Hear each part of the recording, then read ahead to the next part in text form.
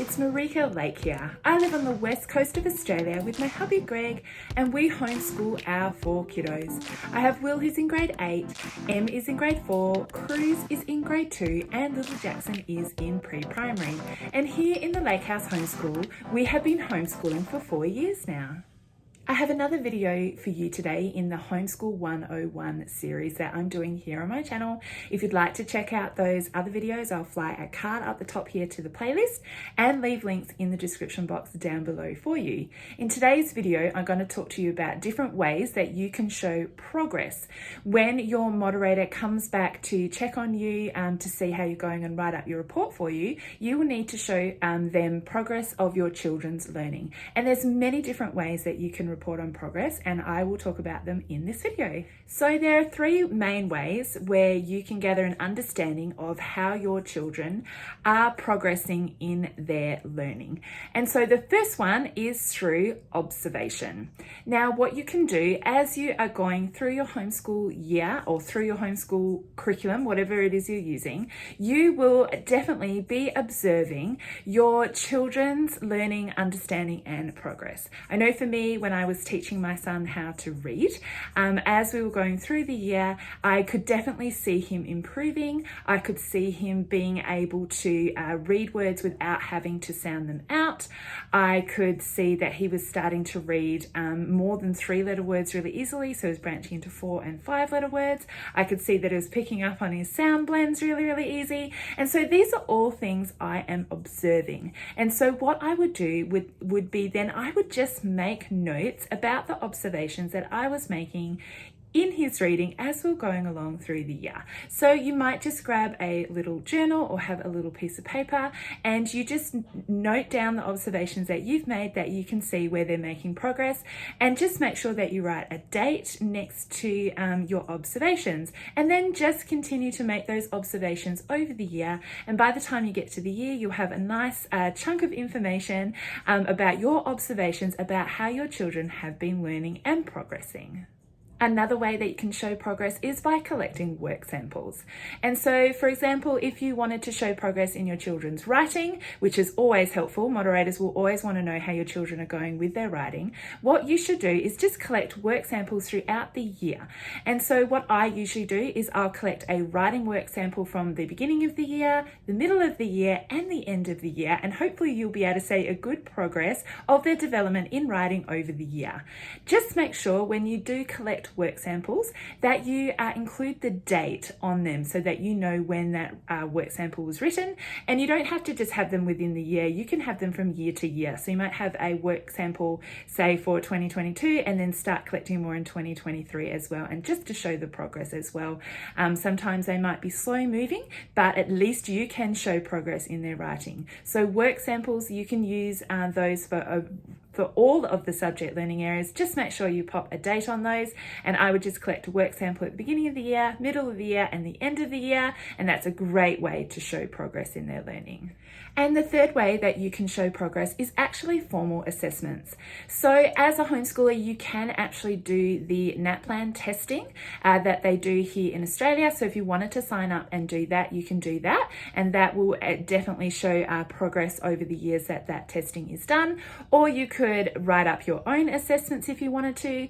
For example, if you were studying, say, Australian history, at the end of the year, you might just make up a little test where they answer questions, or you might actually verbally ask them questions and write their answers down. Sometimes the curriculum that you use sometimes will have like an end of unit kind of questionnaire that they include or things like that. So you could do those things and hold on to them.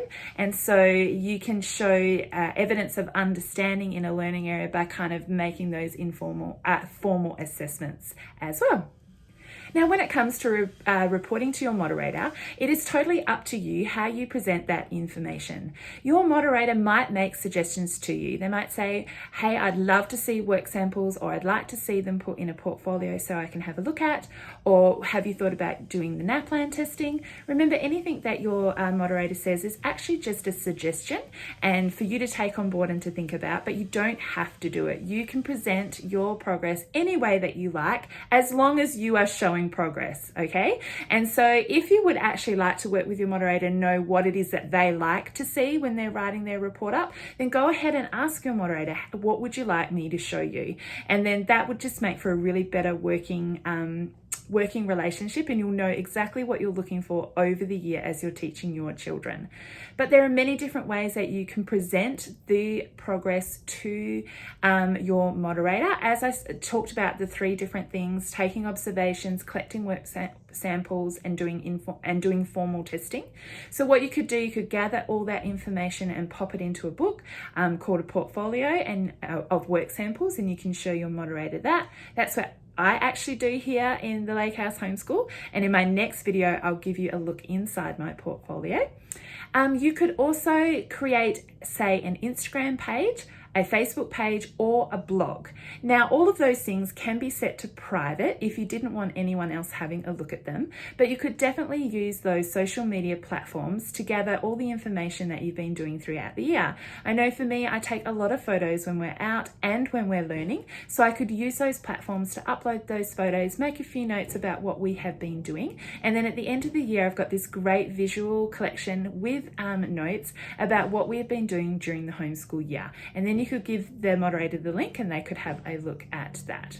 You could also write out like a formal report as well, like all those observations that you gathered, you can actually pull them together and write out how your children has been going in the different learning areas as they've been going through the year. Another thing you could do is actually use a checklist and just tick off the things that your children have been learning throughout the year. I know that I often use the Australian curriculum, the West Australian curriculum scope and sequence that they have for the learning areas, which I have shown in a video before. I'll link it up here for you.